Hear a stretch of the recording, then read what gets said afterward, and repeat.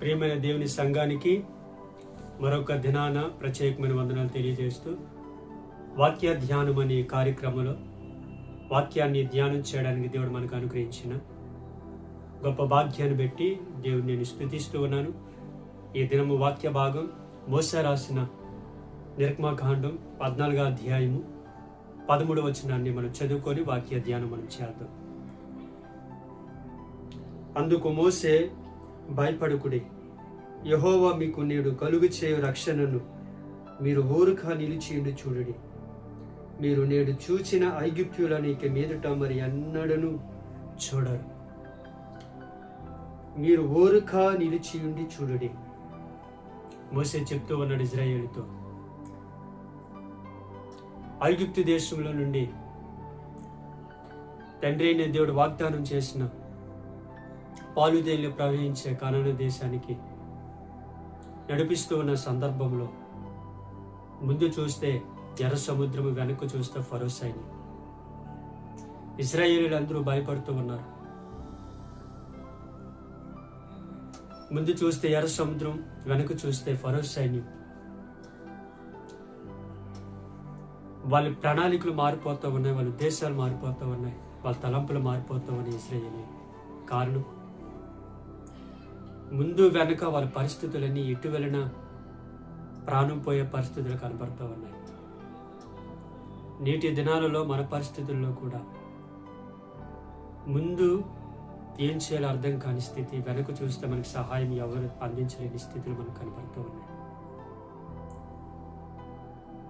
ముందు వెనక నాకు సహాయం చేసేవారు ఎవరున్నారు తండ్రిని ఇశ్రాయేలులాగా మనం కూడా కొన్ని సందర్భంలో మన విశ్వాస జీవితాన్ని మనం విడిచిపెడతా ఉన్నాము.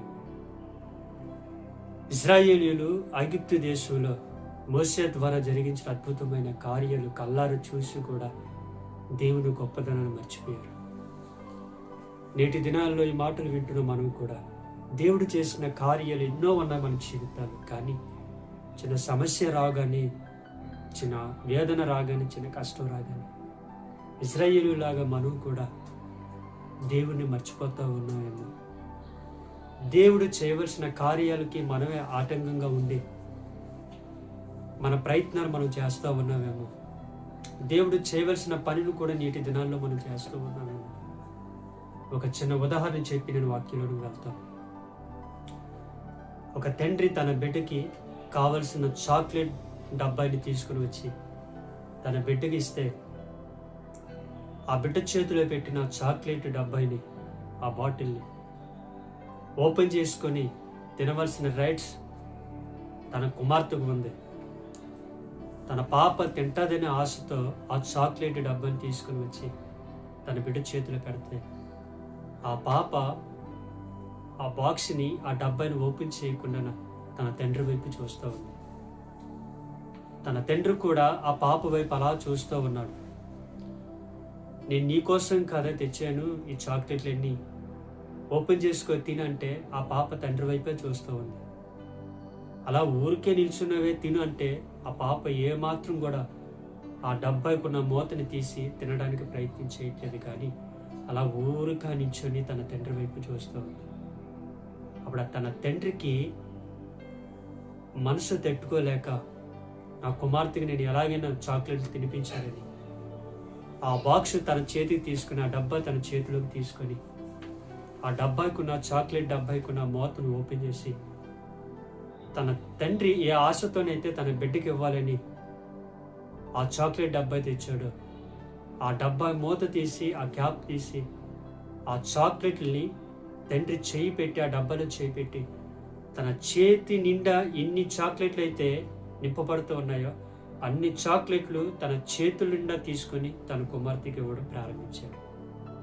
అప్పుడు తన కుమార్తె ఆ చాక్లెట్లన్నీ తీసుకొని ఒకటి ఒకటి తింటా ఉంది.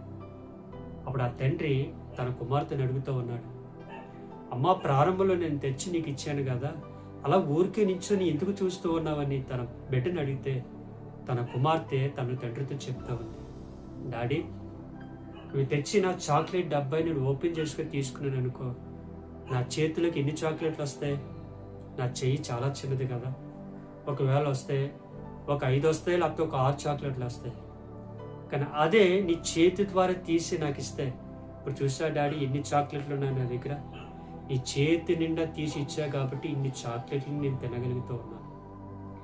నేడు ఈ మాటలు వింటున్న మన జీవితాల్లో కూడా మోసే ఎందుకు ఆ మాట చెప్తూ ఉన్నాడంటే, ఊరిక నిలిచి ఉండి చూడండి, దేవుని రక్షణ మార్గాన్ని, దేవుని రక్షణ మీరు చూడబోతూ ఉన్నారని ఎందుకు చెప్పాడంటే, మోసేకి తండ్రి యొక్క కార్యం అర్థమైంది కాబట్టి ఇశ్రాయేలుతో మోసే మాట్లాడుతున్నాడు. భయపడద్దు, ఊరిక నిల్చుని మీరు చూడండి, దేవుడు అద్భుతమైన రక్షణను మనకి ఇవ్వబోతూ ఉన్నాడు. వెనుక వస్తూ ఉన్న ఫరో సైన్యం మనల్ని ఏవి చేయలేదు, ఎందుకంటే మన దేవుడు మనల్ని రక్షించే గొప్ప దేవుడు ఆయన. ఎదుట ఉన్న ఎర్ర సముద్రం మనల్ని ఏవి చేయదు, దేవుడు గొప్ప కార్యం చేయబోతున్నాడు. నిలిచి మీరు చూడండి. ఎప్పుడైతే మోసే ఇజ్రాయేలుని ధైర్యపరుస్తున్నాడో, ఆ మాటలు కూడా ఇజ్రాయేలీలు చెవులు పెట్టకుండానా మరలా అదే ఐగుప్తు ప్రాంతంలోనికి, ఆ బానిస దేశంలోనికి వెళ్ళిపోవడానికి కంకణ కట్టుకుంటూ ఉంటే మోసే మరలా వాళ్ళని ప్రేరేపింపజేసి మాట్లాడుతున్నాడు, భయపడద్దు, వెనక్కి తిరిగి ఏమాత్రం మీరు ఆ సమస్యను చూడద్దు, దేవుని వైపు చూడండి. మనకు బాగా తెలుసు కదా యాకోబు గారి గురించి. యాకోబు తన జీవితంలో ప్రయాణమై వెళ్తూ ఉంటే భీకరమైన అరణ్యం ఎదురుగా ఉంది. వెనక చూస్తే తన అన్న శత్రువుగా యాకోబుని తిరుగుతున్నాడు. ఏమీ అర్థం కాలేని పరిస్థితులు యాకోబు ఆ రాత్రి రాయిని తలగడగా చేసుకొని నిద్రపోతూ ఉన్నాడు. ఈ సందర్భాన్ని నేను ఎందుకు చెప్తూ ఉన్నానంటే, క్రీస్తు అనే బండ మీద మనం ఎప్పుడైతే యాకోబు గారి లాగా మనము దేవుని మీద ఆధారపడగలుగుతామో, అప్పుడు మన జీవితాలు సంతోషంగా, ఆనందంగా, మనశ్శాంతి కలిగి మనం ఊరిక దేవుని మీద ఆధారపడి మనం నిలిచి ఉండి చూస్తే చాలు, అద్భుతాలు చేసే దేవుడు మనతో ఉన్నాడు. ఇశ్రాయేలీయులు ఆ విధంగా నిలిచి ఉండి చూశారు గనుకనే ఎర్ర సముద్రాన్ని దేవుడు 2 పాయలుగా చీల్చి ఆరిన నేల మీద ఇజ్రాయేల్ని నడిపించి, అదే ఎర్ర సముద్రంలోను ఏ శత్రువులైతే ఇజ్రాయేలీని నిద్ర లేకుండా తరుగుతూ ఉన్నారో, అదే శత్రువుల్ని అదే ఎర్ర సముద్రంలోను సమాధి చేయడం మనం చూస్తూ ఉన్నాం.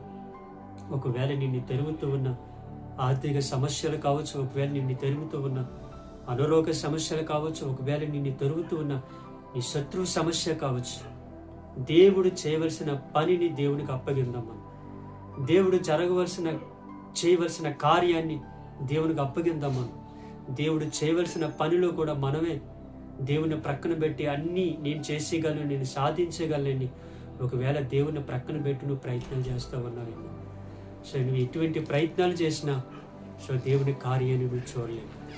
దేవుడు మన పట్ల కార్యం చేయాలంటే దేవుని మీద మనం ఆధారపడి ఊరిక నిల్చొని మన దేవుని వైపు చూడటం, సమస్యల వైపు చూడటం కాదు, మనం ఉపద్రవుల వైపు చూడటం కాదు. మనం పేతురు గారు తుఫాను వైపు చూశాడు గనుకనే క్షణములు మునిగిపోతూ ఉన్న పేతురు గారిని ఎలాగైతే దేవాది దేవుడని యేసు ప్రభుల వారు చేయి పెట్టి పైకి లేపాడో, ఈరోజు ఒకవేళ మనం మునిగిపోతూ ఉన్న పరిస్థితుల వైపు మనం చూస్తూ ఉన్నామేమో, తుఫాన్ లాంటి ముంచుతూ ఉన్న అగాధాల వైపు మనం చూస్తూ ఉన్నామేమో, అట్లాగా సమస్యల వైపు మనం చూస్తూ ఉన్నాం కనుకని దేవుడు మనకు అనుగ్రహించబోతున్న రక్షణ కార్యాలు మనం చూడలేకపోతూ ఉన్నాం.